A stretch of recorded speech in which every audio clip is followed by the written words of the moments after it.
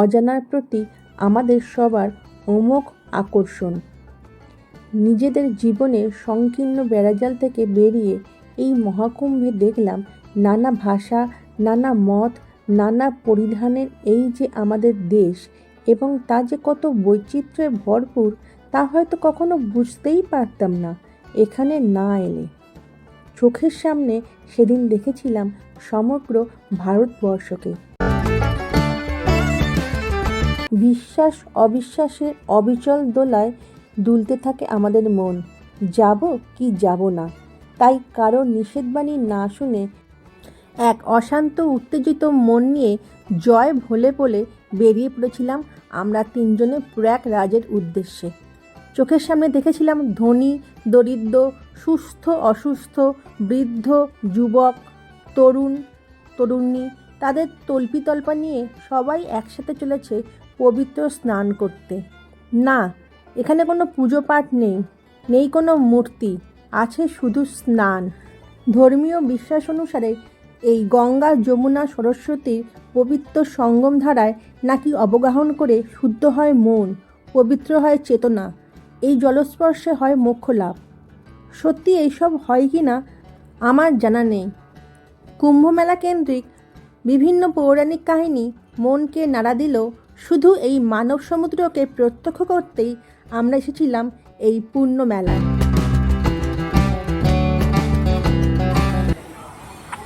10 তারিখ সকালে মানে 10ই ফেব্রুয়ারি আমরা রওনা দিয়েছিলাম প্রয়াগরাজের উদ্দেশ্যে। আমাদের ট্রেন ছিল সকাল 8টা 5-এ, পূর্বা এক্সপ্রেস। আমি আর আমার ছেলে কলকাতা থেকে দীনদয়াল উপাধ্যায় স্টেশনের উদ্দেশ্যে রওনা দিলাম। আমার হাজব্যান্ড সুরাত থেকে বেনারস পৌঁছন এবং সেখানে 1 নাইট স্টে করে আমাদের দীনদয়াল থেকে পিক আপ করেন। আমরা ট্রেনে উঠে পড়েছি, তো এটা পূর্বা এক্সপ্রেস। তো আমরা দীনদয়ালে নামবো, সেখান থেকে আমরা বেনারসে জাস্ট নাইটে স্টে করে আমরা প্রয়াগের উদ্দেশ্যে বেরিয়ে পড়ব। দেখা যাক কতটা মানে আমাদের হেঁটে যেতে হয়। আমাদের ট্রেনটা ছেড়ে দিয়েছে, আমাদের সুন্দরবনে ট্রেন পৌঁছে না।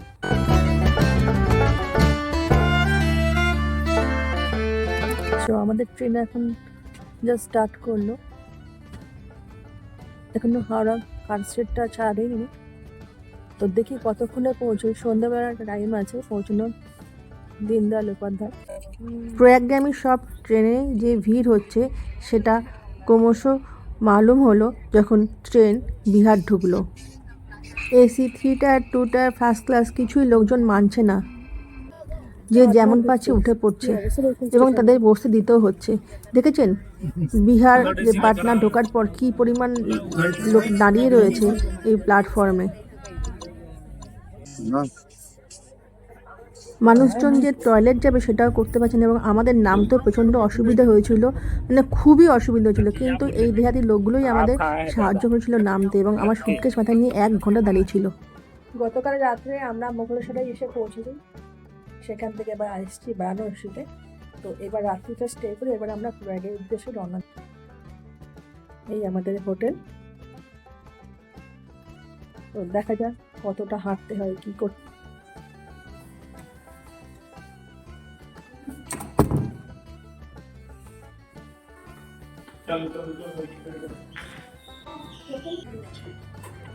আমরা 11 তারিখ সকালে ব্রেকফাস্ট করে আমরা রওনা দেব প্রয়াগরাজের উদ্দেশ্যে।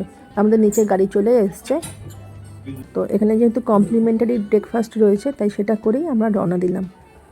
এই হচ্ছে নিচে রিসেপশনের কাজটা।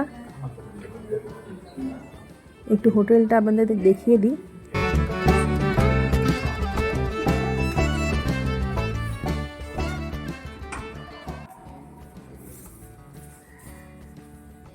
সুটকেসটা নিয়ে আসো, সুটকেস দাঁড়াও।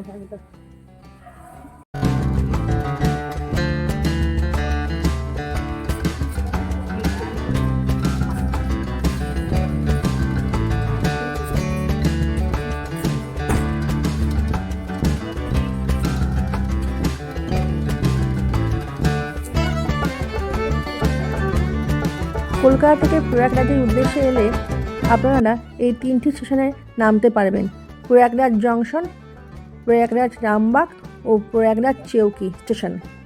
প্রয়াগরাজ জংশন থেকে ত্রিবেণী সঙ্গমের দূরত্ব 10 কিলোমিটার, রামবাগ থেকে 7 কিলোমিটার আর চেউকি স্টেশন থেকে 13 কিলোমিটার। তো আমরা এক জায়গায় থেমেছি, এখানে পকোড়া খাচ্ছি আর চা, পালং পকোড়া। এখানে সবাই তাই খাচ্ছে, বেশ ভালোই বানিয়েছে গরম গরম।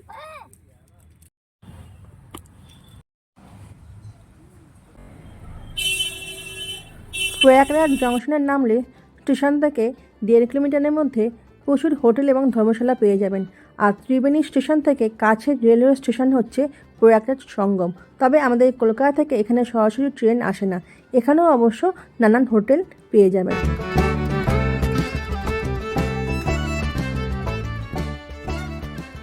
এই পটেলবাগ পার্কিংয়ের যে জায়গা রয়েছে, এখানে তো সমস্ত গাড়ি পার্কিং করা হচ্ছে। গাড়ি এখান থেকে আর যাবেন, এখান থেকে আপনাকে পয়দল যেতে হবে অথবা বাইকে করে আপনারা যেতে পারবেন। এর মধ্যেখানে এই নাগা সাধুগুলো এসে খুব ঝামেলা করছিল, সবার থেকে টাকা চাইছিল। এগুলো মোটামুটি বলা যেতে পারে এটা সব ভণ্ডই। তো আমাদের গাড়ি যতদূর মানে যাওয়া যায়, মানে যেখান থেকে গাড়ি ইউটার্ন করিয়ে দিচ্ছে সেই অবধি আমাদের গাড়ি গিয়ে গাড়ি বেনারসে ফিরে যায় এবং আমরা সেখান থেকে 2টো বাইক ভাড়া করে মেন রাস্তা দিয়ে নয়, একটু ভিতর দিয়ে, মানে এই গ্রামের ভিতর দিয়ে আমাদের বাইক দুটো নিয়ে যায়। আমি তখন ভিডিও করতে পারিনি, কারণ এক হাতে আমার ছেলেকে ধরেছিলাম, এক হাতে বাইক ধরে আছি, সেই অবস্থায় তো ভিডিও করা সম্ভব নয়। তাও যখন শাস্ত্রী ব্রিজের ওপর দিয়ে আমরা যাচ্ছি, এটা শাস্ত্রী ব্রিজ, তো এখানে একটুখানি কোনো রকমের মোবাইলটা বার করে ভিডিও করেছিলাম। ভয় লাগছিল যদি হাত থেকে মোবাইলটা পড়ে যায় বা কেউ যদি ছো মেরে নিয়ে চলে যায় কোনো বাইকওয়ালা, তো একটুখানি জাস্ট আপনাদের জন্য ভিডিও করেছিলাম। সামনে কুম্ভমেলা দেখা যাচ্ছে আর এটা Shastri bridge. Shastri bridge cross করে আমাদের নামিয়ে দেয়, তারপর সেখান থেকে আমরা নাগবাসুকী টেম্পল অবধি হেঁটে যাই। তবে পুরোটা হাঁটতে পারিনি, ডিস্টেন্স যদিও কম ছিল, কিন্তু তখন খুব রোদ্দুর আর ছেলের খুব কষ্ট হচ্ছিল। তো আমরা একটা টোটো ভাড়া করে নিই এবং নাগবাসুকী টেম্পল অবধি পৌঁছে যাই এবং সেখান থেকে জাস্ট একটুখানি এগিয়ে কুম্ভমেলা প্রাঙ্গণ। এই নাগবাসুকী টেম্পল পৌঁছে গেছি আমরা। এখান থেকে আমরা এবার হাঁটতে শুরু করি। 12টা পূর্ণ কুম্ভ মেলার পর আসে একটি মহাকুম্ভ মেলা। কেউ যাচ্ছেন পুণ্যস্থানের উদ্দেশ্যে, আবার কেউ যাচ্ছেন শুধুই এই মহামানবের মহামিলন ক্ষেত্র দর্শনের উদ্দেশ্যে। ভারতের অন্যান্য সকল স্থান ও তীর্থভূমি সারা বছর যাবার সুযোগ আসবে, কিন্তু এই মহাকুম্ভ দর্শনের সুযোগ আসে 144 বছরের মাত্র একবার। তাই এই জীবনে একবার এই সুযোগ পেয়ে আমরাও সামিল হয়েছিলাম এই মিলন ক্ষেত্রে। এই যে নাগবাসুকী টেম্পল আমরা পৌঁছে গেছি। এই নাগবাসুকী টেম্পলের মধ্যে দিয়েই আমাদের পৌঁছতে হবে কুম্ভমেলার প্রাঙ্গণে। এই ডান দিকে সিঁড়ি আছে, এই সিঁড়ি দিয়ে নিচে নেমেই রাস্তা ক্রস করে ওপারে গেলেই কুম্ভমেলার বড় প্রাঙ্গণ। তো এখানে আর আমি ভিডিও করিনি, তো নেমে এসে তারপরে এখানে একটুখানি ভিডিও করলাম। দূরে দেখা যাচ্ছে কুম্ভমেলা, প্রচণ্ড রোদ্দুর আর সাথে সেই রকমের ধুলো, ছেলে পুরো কাহিল হয়ে গেছে। তো এবার আমরা বুঝতে পারছি না যে কোন দিকে, সেক্টর তো ঠিক আছে, এটা সেক্টর 6, কিন্তু কোন সাইড দিকে যাব। তো অনেকবার ফোন টোন করে যাই হোক আমরা রাস্তা খুঁজে পাই এবং আমাদের বুকিং ছিল রামভদ্র আশ্রম, মানে তুলসীপীঠ আশ্রম, এটা এই নামে বুক করা হয়েছিল। তো এখানে আমরা দাঁড়াই, আমার হাজব্যান্ড রিসেপশন কোন দিকে সেখানে যান গিয়ে একটু কথা বলার জন্য যে এটাই সঠিক জায়গা কিনা। কিন্তু ভাগ্য ভালো, আমরা খুব তাড়াতাড়ি এই জায়গাটাতে পৌঁছে যাই। হ্যাঁ, এবং যে 2 দিন ছিলাম এইখান দিয়ে এন্ট্রেন্স খুবই ভালো কেটেছে এবং এদের খাওয়া দাওয়া টোটালটাই ফ্রি ছিল, মানে ওই এর মধ্যেই ছিল, প্যাকেজের মধ্যেই ছিল। এখানে মাটিতে বসে খাওয়া হচ্ছে আর 3 বেলাই খাওয়া ছিল। তবে এখানে একটাই সমস্যা ছিল, সেটা হচ্ছে যে এনারা সারাদিন ধরেই নানান নাম জপ গান বা যখন এগুলো হচ্ছে না তখন মাইক চালিয়ে দিচ্ছেন, সেগুলো প্রচণ্ড জোরে হচ্ছে। মানে যে রুমগুলো আছে সেই রুমের সঙ্গে লাগানো আছে স্পিকার, মানে এত কানে লাগছে, ভীষণ মানে রেস্ট নিতে ভীষণই কষ্ট হচ্ছে। রাত্রি 11টা অবধি চলছে এইরকম চিৎকার, মানে জোরে সাউন্ড ভলিউমটা। এখানে এই একটাই প্রবলেম, আদারওয়াইজ কোনো প্রবলেম নেই। খুবই ভালো কাটলো আমাদের কুম্ভমেলায় যে 2 দিন ছিলাম। কুম্ভমেলায় পৌঁছে গেছি অবশেষে। আমরা তুলসীপীঠ ধামে আছি। এটা হচ্ছে তুলসীপীঠ ধাম, সামনে কুম্ভ মেলার ভিড়। একদম না হেঁটে কুম্ভ মেলায় পৌঁছে গেলাম, ভাবতেও পারিনি যে সবাই বলছে 10-15 কিলোমিটার হাঁটতে হবে, একদমই না। তো একদম কলকাতা থেকে না হেঁটে, মানে হাওড়া থেকে না হেঁটে কুম্ভ মেলার প্রাঙ্গণে পৌঁছে গেলাম, সত্যি অভাবনীয়। ট্রেনে যারা আমাদের হেল্প করেছিল তাদের শতকোটি প্রণাম।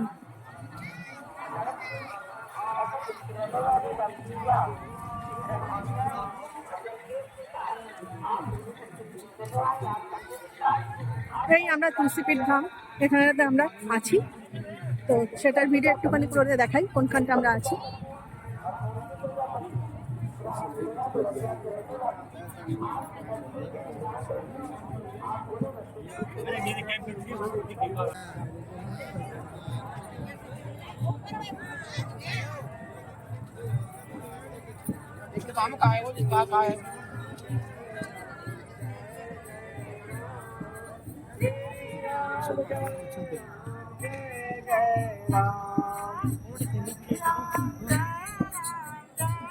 এখানে এনারা নাম গান করছেন, তো সেটা একটুখানি ভিডিও করলাম। আর পাশে দেখুন বাঁদিকে একটা ঘেরা প্রাঙ্গণ রয়েছে। এই জায়গাটা, এখানটায় মাঘী পূর্ণিমা যেহেতু পরের দিন, সেহেতু সমস্ত আয়োজন করে রাখা হয়েছে। এখানেতে হোমযজ্ঞ হবে। মাঘী পূর্ণিমার দিন সকাল থেকেই শুরু হয়ে গেছিল এখানে হোমযজ্ঞ।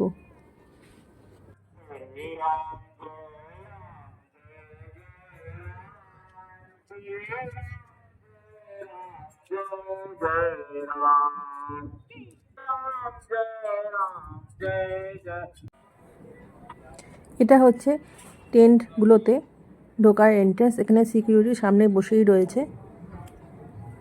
সিকিউরিটি নিয়ে কোনো কথা হবে না, সেসবে কোনো প্রবলেমই ছিল না, শুধু ওই সাউন্ড লাউডস্পিকারের জন্যই প্রবলেমটা ছিল। টেন্টের ভিতরে যে রুম রয়েছে সেটা এরকম, দুখানা বড় বড় কম্বল আছে, একটা বড় বেড রয়েছে, দুটো চেয়ার, একটা টেবিল, আর সঙ্গে অ্যাটাচ বাথরুম।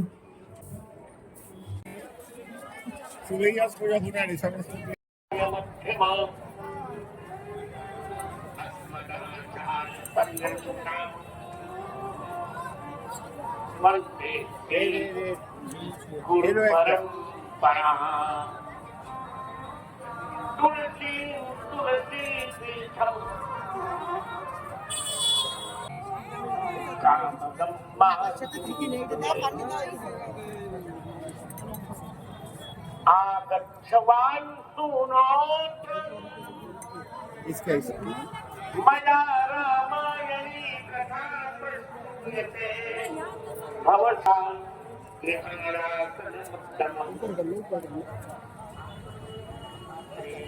লাঞ্চের পর একটুখানি রেস্ট করে আমরা বিকালবেলা কুম্ভ মেলা প্রাঙ্গণ একটু ঘুরতে বেরিয়েছিলাম।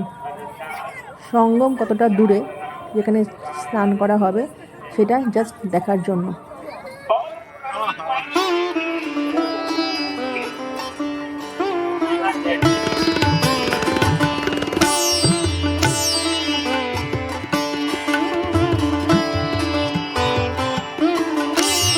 প্রতিটি তীর্থস্থান ঘোরার আগে সেই তীর্থস্থানের মাহাত্ম্য সম্পর্কে জানতে হয়। কুম্ভমেলার পৌরাণিক কাহিনী বলতে হলে সবার প্রথমে সমুদ্র মন্থনের কথাই বলতে হয়।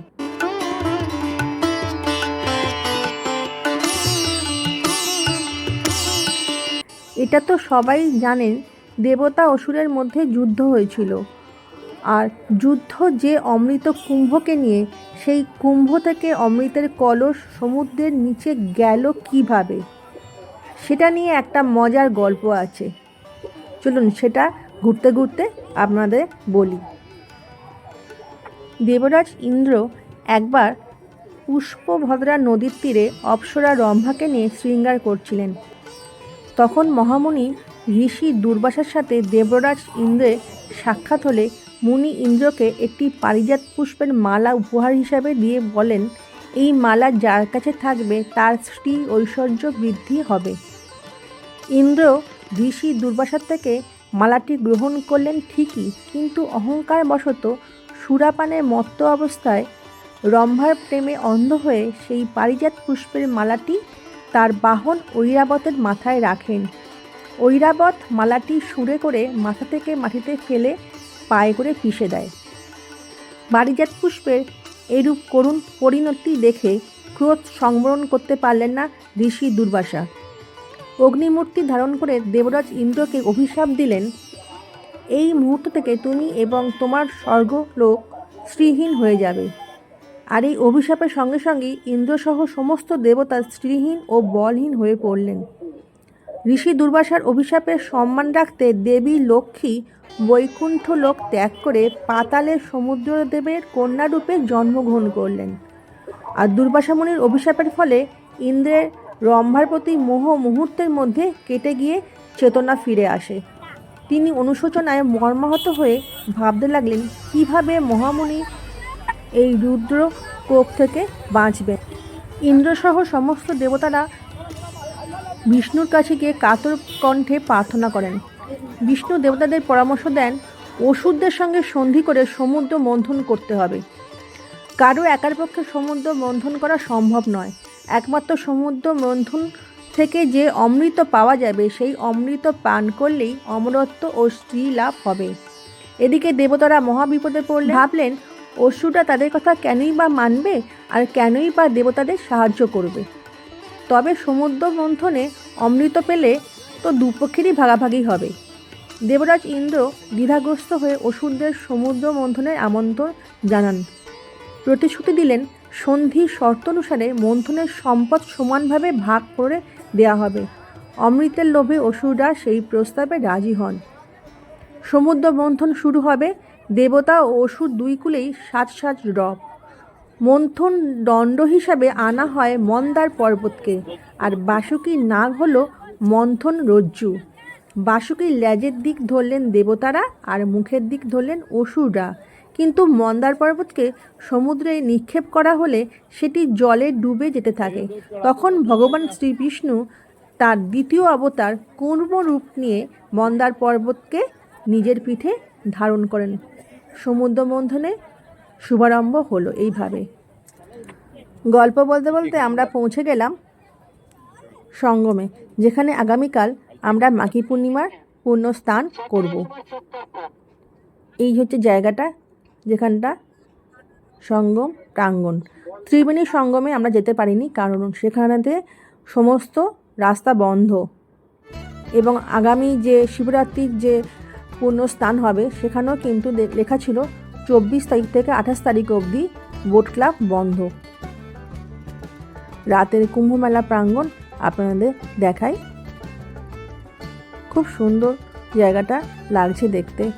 এই মেলা সম্পর্কে আরেকটা গুরুত্বপূর্ণ তথ্য হলো হিউয়েন সাং তার বর্ণনা লিখেছেন যে রাজা হর্ষবর্ধন প্রয়াগের মেলায় তার সর্বস্ব তিনি বিলিয়ে দিতেন এবং পরিশেষে তার উত্তরীয়টি বিলিয়ে দিয়ে নিঃস্ব হয়ে আবার নতুন করে রাজ্য শাসন শুরু করতেন।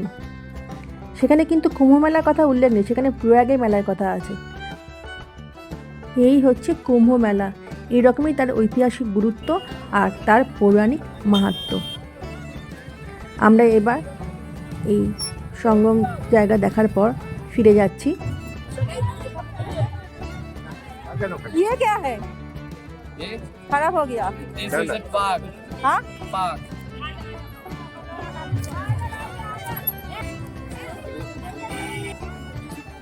দিয়েছে তবে ভালো হবে। মামার হাত ধরে মানে বাবাকে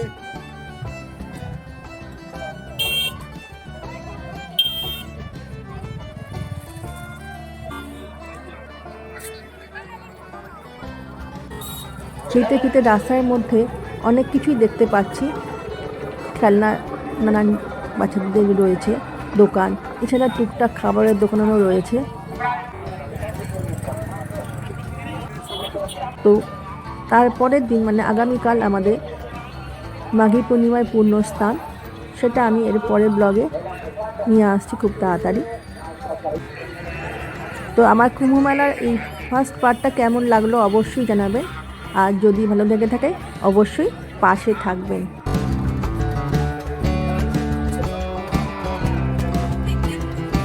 যত সন্ধে হচ্ছে তত লোকজনের রাশ বাড়ছে, কারণ যেহেতু মাঘী পূর্ণিমার স্নান মোটামুটি সময় শুরু হয়েই গেছে। দলকে দল লোক যাচ্ছে, দেখুন লোকের চলার কোনো বিরাম নেই। সারা রাত্রি ধরে লোক এখানে যাওয়া আসা করেছে। সবারই লক্ষ্য একটাই, পুণ্যস্থান।